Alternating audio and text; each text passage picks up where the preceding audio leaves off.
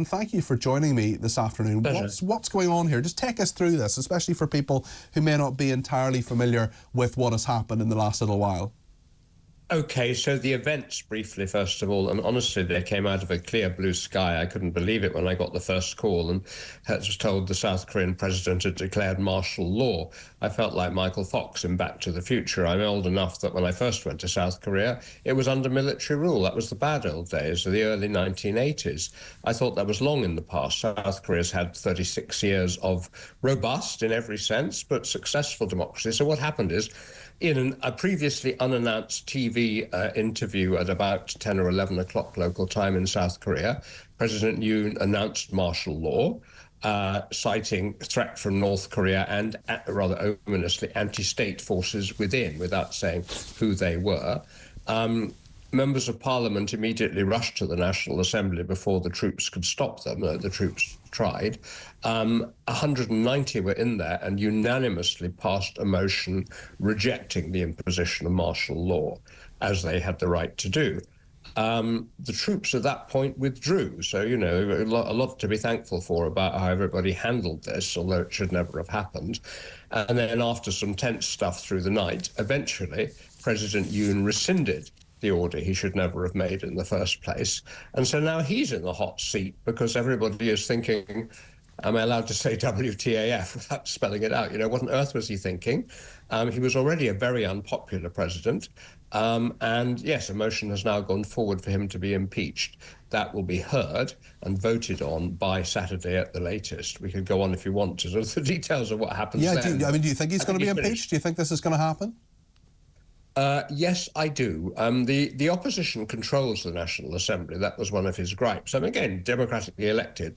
That's on a different cycle from the presidential election. So from the start, he has faced a majority. You know, he's on the right. He's a conservative. The opposition is sort of left-leaning, and they both play hardball with each other. Quite honestly, I mean, the budget was being blocked at the moment. This is fairly normal stuff for South Korea. So anyway, they've got 192, I think, of the 300 members of Parliament, National Assembly persons, they call them. They need 2/3, so they need 8 to cross the floor. Now, given that those who in the sort of the building surrounded by soldiers last night did vote against the president, included, I think, 17 members of his own party. If half of them cross the floor, because his own party is getting a bit fed up with him, for this is the last straw, then he is impeached. We then go into complicated things where the Prime Minister takes over as acting president. We hope Yoon goes quietly. The Constitutional Court is supposed to judge, but they're 3 judges short, and it gets a bit complicated. But basically, Yoon is out. There's a caretaker government, and then there's an election which the Liberals will almost certainly win, because Yoon has really rather trashed the right wing by what he's done. Aidan, tell us about the implications for the West here, because South Korea has always been a really, really important ally. The United States has a major military base in South Korea.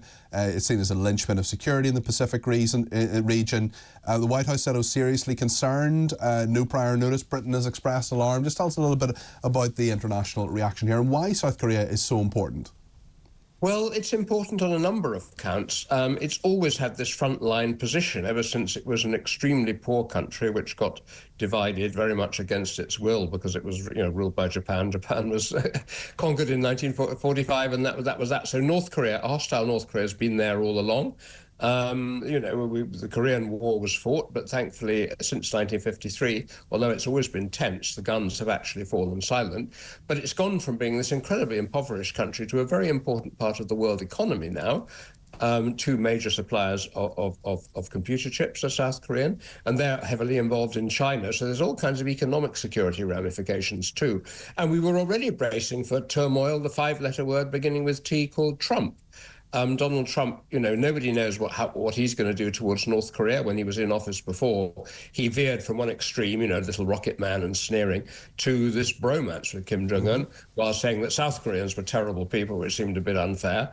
And on the economic front, he doesn't approve of Biden's given a lot of subsidies to firms like Samsung to make chips and electric vehicle batteries in the United States. Trump said he's going to tear all that up. So we already had turmoil, and it's not a great time for South Korea to have probably, I think, an acting president waiting for elections while the Trump wind blows through, because it is, as you say, a very important country. And what about Britain itself? Because you've talked a lot about the United States there. I mean, what are our interests there, and will this be affected by the instability there?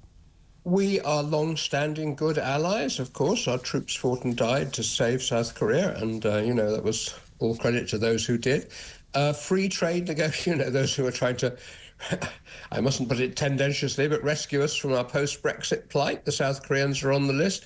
Free trade agreement is being negotiated. I don't have the investment figures at my fingertips, but, trade is substantial, very good political relations as well. So I think, we wish them well and would hope, in our own interest and theirs to see, stability and calm restored.